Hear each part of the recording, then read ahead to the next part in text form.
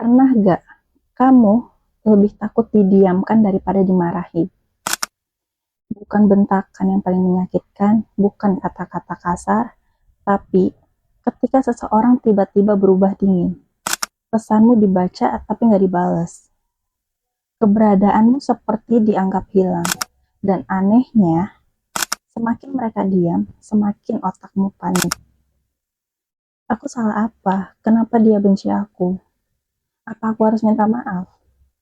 Apa aku nggak berharga lagi? Itulah kekuatan silent treatment, sebuah hukuman psikologis tanpa suara yang perlahan menghancurkan mental seseorang dari dalam. Manusia itu makhluk sosial. Otak kita dirancang untuk merasa aman ketika diterima dan merasa terancam ketika terabaikan. Makanya, saat seseorang mendiamkan kita dengan sengaja, tubuh nggak menganggap itu sebagai hal sepele. Penelitian menunjukkan bahwa penolakan sosial dan pengabaian bisa mengaktifkan area otak yang sama seperti rasa sakit fisik. Jadi, ketika kamu bilang, kenapa ya didiamin doang, rasanya tuh sesakit itu bukan lebay. Otakmu itu benar-benar menganggapnya sebagai sebuah ancaman emosional. Dan inilah yang membuat silent treatment begitu berbahaya, karena luka yang ditimbulkan nggak kelihatan. Awalnya terlihat sederhana, mungkin cuma pasangan yang mendadak cuek, orang tua yang berhenti bicara, teman yang tiba-tiba menjauh tanpa penjelasan, tapi semakin lama berlangsung, efeknya berubah jadi permainan psikologi. Orang yang menerima silent treatment biasanya mulai kehilangan kendali atas pikirannya sendiri.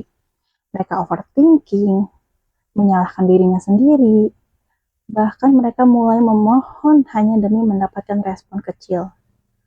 Dan titik itulah kekuasaan berpindah.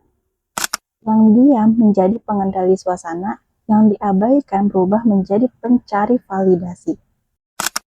Silent treatment itu sering dianggap lebih dewasa daripada marah-marah, padahal belum tentu loh. Kadang diam itu bukan tanda tenang, dan kadang diam adalah bentuk agresi paling pasif. Karena tujuannya itu bukan menyelesaikan masalah, tapi membuat orang lain tuh merasa bersalah, cemas, dan kehilangan arah. Banyak psikologi menyebut ini itu sebagai bentuk pasif agresif behavior atau bahkan emotional abuse jika dilakukan terus-menerus untuk mengontrol seseorang. Dan yang paling menyeramkan, pelakunya itu sering terlihat tenang. Mereka nggak bentak, mereka nggak mukul, mereka nggak berkata kasar, mereka cuma menghilang secara emosional. Tapi efeknya bikin seseorang tuh hancur perlahan. Nah, saat seseorang terkena silent treatment terus-menerus, mentalnya tuh akan mulai berubah. Mereka jadi takut konflik, takut ditinggalkan, takut ngomong jujur, takut membuat orang kecewa, dan akhirnya mereka belajar satu hal yang berbahaya. Supaya tetap dicintai, aku harus terus mengalah. Gak boleh gitu ya. Dan dari sinilah banyak toxic relationship dimulai. Karena orang yang terus diabaikan lama-lama rela melakukan apa aja agar hubungannya kembali normal. Minta maaf meski tidak salah, menekan emosinya sendiri, mengorbankan harga diri demi menghindari rasa didiamkan lagi. Dan yang lebih parah, silent treatment itu menciptakan kecanduan emosional. Karena otak manusia ini sangat sensitif terhadap pola ditolak lalu diterima kembali.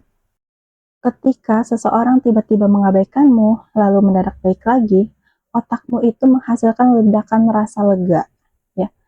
Dan tanpa sadar, kamu mulai tergantungan pada validasi mereka. Ini itu mirip seperti pola tarik ulur emosional. Hari ini kamu dihancurkan, besok kamu diberi perhatian lagi, dan perhatian kecil itu terasa sangat besar. Karena Sebelumnya, kamu dibuat kelaparan secara emosional. Tapi di sisi lain, tidak semua diam itu toksik. Kadang, seseorang memang butuh waktu untuk menenangkan diri. Ada perbedaan besar antara aku butuh waktu sebentar untuk menenangkan pikiran dengan aku akan mengabaikanmu sampai kamu merasa bersalah.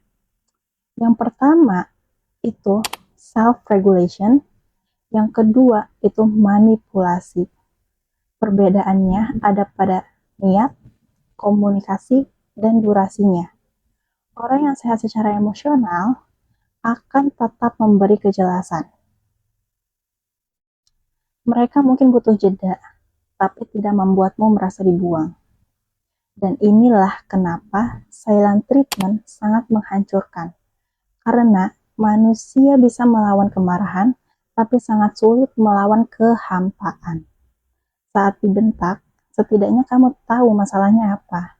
Tapi saat didiamkan, kamu melawan imajinasi sendiri. Dan imajinasi manusia sering lebih kejam daripada kenyataan. Siapa di sini yang korban silent treatment?